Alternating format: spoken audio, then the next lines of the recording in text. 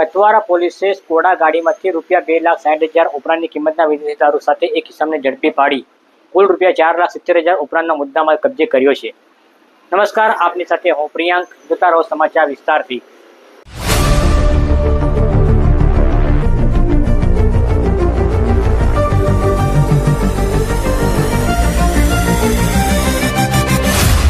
કચવારા police સ્ટેશનના police inspector UV Gavit તેમના police સ્ટાફના માણસો સાથે પેટ્રોલિંગ તથા ભીટોડી ગામે હાઈવે ઉપર વાહન ચેકિંગમાં હતા.